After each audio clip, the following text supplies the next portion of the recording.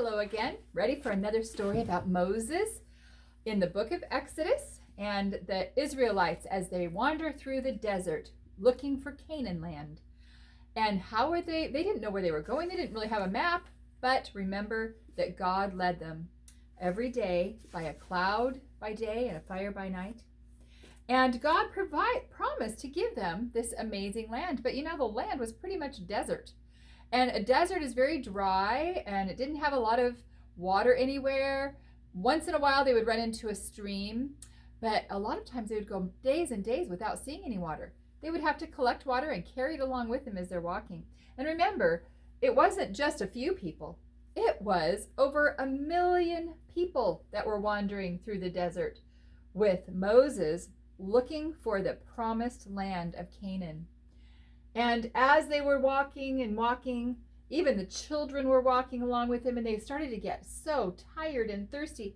And I'm sure they would say over and over again, "Are we there yet? When are we going to get there? Mommy, I'm so thirsty." Can you imagine going on a long journey and not even having very much water? Well, finally, the people were so thirsty that they started grumbling and complaining again to Moses and saying, "Moses, we wish we were still back in Egypt. We had plenty of water there." And they just longed for a drink.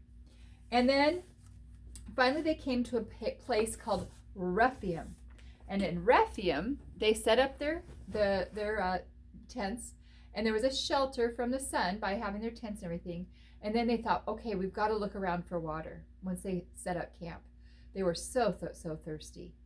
And they looked everywhere around where their camps was, but they couldn't find any water. And then finally the people were so unhappy and grumpy, and they said, "Let's go find Moses. He's the one who took us away from Egypt. It's his fault that we're thirsty." And so the angry crowd went and found Moses, and they said, "Moses, what are we going to do? We're going to die of thirst." And did Moses say, "Oh, we shouldn't have gone. I'm sorry I took you out of Egypt"? Of course not. But he was afraid the people were going to get so angry they might attack him. So he decided to went and talk to God. That's always what he did when there was a problem. He would go talk to God. And so he left the people and he found a place where he could be alone. And God met him there. And God said, "Moses, I want you to take the people and go to take just the elders of the people and lead the people out to Mount Horeb, a special mountain called Mount Horeb. And I will meet you there by the rock. And I want you to strike it with your rod. I want you to strike it with the same rod that you struck the Nile with when it turned to blood. And water will come pouring from the rock." Wow, that's pretty amazing, huh? So that's what Moses did. He gathered the elders and he said, "Follow me. We are going to go to a special rock called the Mount Horeb." And when they got there, there was this big mountain, but there was no water anywhere. And I'm sure that the people thought, well, what are we here for? There's no stream, there's no water at all. But do you think Moses obeyed God? Was he going to obey God? Of course. He didn't start complaining about, where's the water, God?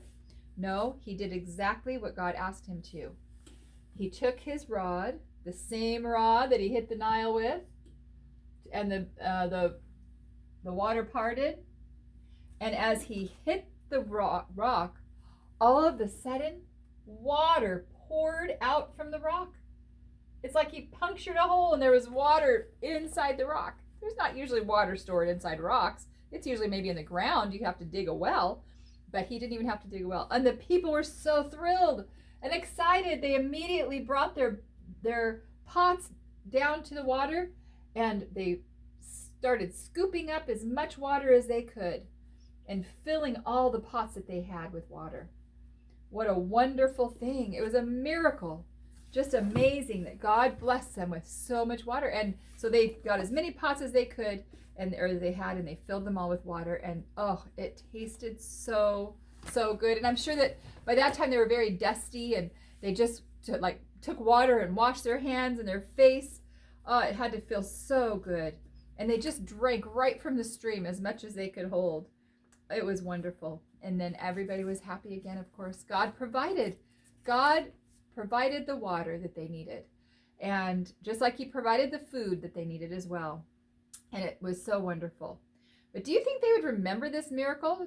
Do you think maybe they would learn their lesson and say, okay, anytime they're short of water or food, all they have to do is say, Lord, please bless us. Please give us what we need, instead of grumbling and complaining. So we're going to find out about other stories, some things that happen as they're traveling across the desert. And do you think that they will remember to praise God and thank him and just ask him for what they need instead of complaining? Well, we'll find out. Do you think that God was pleased when the people grumbled against Moses and were angry at him? No. God wanted them to trust God and to trust Moses. God chose him as their leader. And so God wanted them to trust him. And always remember to trust God and ask God to give our leaders wisdom. God gave Moses wisdom, and he spoke with Moses. And we can ask that for about our leaders, even in our own country. We should pray for our president, pray for our governor, pray for our leaders in our country, that God will give them wisdom. And it was a wonderful thing when God blessed Moses with wisdom, and he would tell Moses exactly what to do.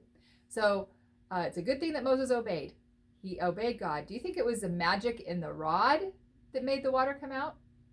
No, it was obedience to God. So remember that. If we obey God, he will bless and he will provide.